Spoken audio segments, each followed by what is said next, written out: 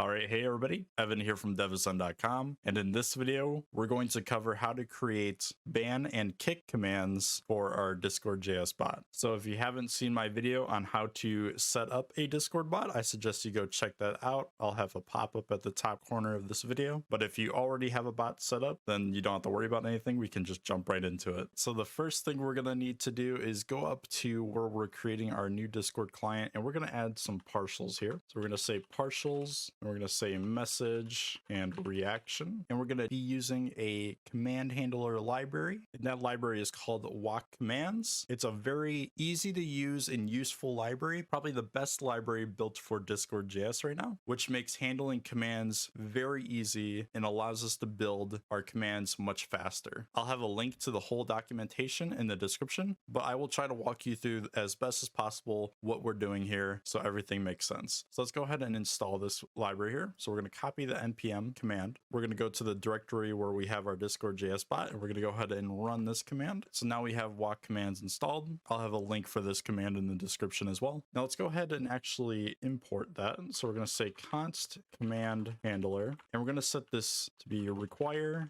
wokcommands, like so. Now you can name this whatever you want. I'm just calling it command handler because that's what it is. Now let's go down to our client.on event here, and we're going to say new command handler. Now we're going to pass in two arguments here. The first argument is our client, and the second argument is going to be an object. And in our object here, there's only one thing we're going to specify, which is our commands directory, which is the directory that we house all of our commands that we create. So we're going to say commands directory or commands dir, and we're going to have colon, and then we're going to specify commands. So now we specify commands to be our directory to house all of our commands. So we need to actually create that directory. So go to your project structure here. We're going to create a new folder, and we're going to call this commands. All right, and just like that, our command handler is set up and ready to go. So let's go ahead and create our first command, which is going to be the kick command. So let's go to new file, and we're going to call this file kick.js. So first we're going to say module.exports, and we're going to set that equal to an object. And this object is going to have 4 properties. First, we're going to specify the minimum amount of arguments, which is going to be 1. And that argument is the user name that we want to kick. So we say exclamation point kick and then the username. Then we're going to need the required permissions to run this command. And this is going to be an array. And in order to find all the permissions that are available through Discord.js, we need to look at the documentation. I'll have a link to this documentation in the description down below, but you want to go to the permissions page here, and we want to look at our flags. So the only people that we want to run this command would be either our administrator or someone that has the ability to kick members. So let's put both of those flags in our required permissions. So it's administrator and kick members. Make sure you spell these exactly correctly as they are spelled in the documentation here. So now here we're saying we only want administrator or someone who can kick members to run this kick command here. Again, this is all done in the wokcommands command handler library. Now let's go ahead and specify a syntax error. So we can say syntax error, and then we're going to say incorrect syntax. Please use exclamation point kick and then member. Now this is the message that's going to display from our bot if the user that's using this kick command enters it incorrectly. So if they don't use the correct amount of arguments, say they run exclamation point kick but they don't specify a user, then we're going to have this syntax error displayed by our bot in the Discord server. So now our last property we need to add is our callback, and here we're going to pass in message, and we're going to say arrow function, and this is where we actually run the code of our command. So let's do a couple things here first. We're going to say const, and then we're going to destructure member, so the person that ran the command, and mentions, which is all of the mentions inside the command. So when they say exclamation point kick and then they mention the user they want to kick, we're destructuring that from our message here. Of course, we set that equal to message to destructure it. Now we're going to say const target, and this target is going to be the user we're targeting that we want to kick. So we're going to say mentions. So again, pulling mentions commands from the message object, and then we're going to say users dot first, and this is going to pull the first at from our message. So when we say exclamation point kick at username, then it's going to pull that first at. So for example, if they say kick at Bob and then kick and then John, it's going to pull this first at and it's going to ignore the second one. So only the at that immediately follows our kick is going to be grabbed like so. So now we're going to say if target. So if this mentioned user actually exists, we're going to say const target member. We're going to set this equal to message.guild.members.cache.get, and then we're going to say target.id. Now, what does this do? So when we pull our mentioned user from our message, we're not actually getting that member object. So in order to actually get that member object, we need to use message.guild.members.cache.get. So that way we can actually get the object, because here we're just getting the mention. So we need to actually make sure we're getting that user object. Now we're going to say target member, and then we're going to say dot kick, and this just kicks the member. And lastly, we're going to say message.channel.send, and here we're going to put our backticks because we're going to be using string literals here. So we need to do an open less than sign here, an at symbol, and then we're going to do $, 2 curly braces, member.id, and then we're going to do a closing tag, and then we're going to say that user has been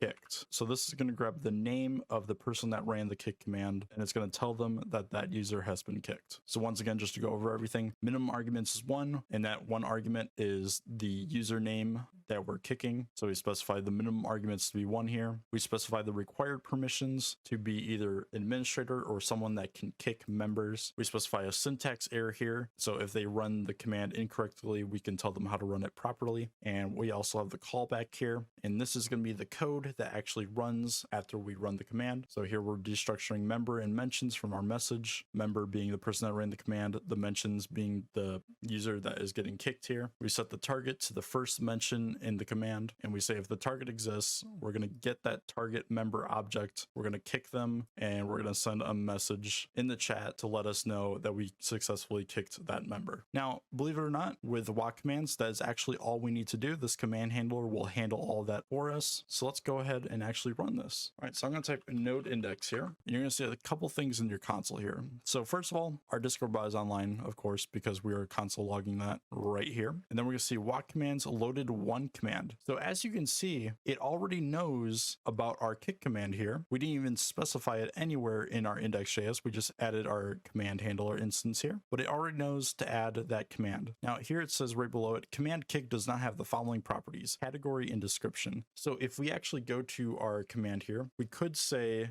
category and specify a category and a description. This command kicks users. We could add these, however, it's not necessary. The only reason you would add these is if you want them in the dynamic help menu that comes with this command handler. So this command handler comes with a !help command that will list all of the commands dynamically as you create them. However, they won't actually show up unless you specify a category and description here. But we're not going to do that because only our staff are going to be allowed to kick members and ban members, so it's not necessary for everybody in the Discord to see that, but it is available there if you want it, but it's completely optional, so don't worry about this warning here. And then our last 2 warnings here says string syntax errors are deprecated, so it's basically saying this is deprecated here, but I'm just gonna leave it for now. It doesn't really matter. And lastly, it says no MongoDB connection URI provided. Some features might not work. We're not using a MongoDB database here, so again, this warning can also be ignored. So now that we covered what these warnings mean, let's actually go ahead and test our bot. Let's just go ahead and go to our test server here. We can see our tutorial bot is online. Let's go ahead and kick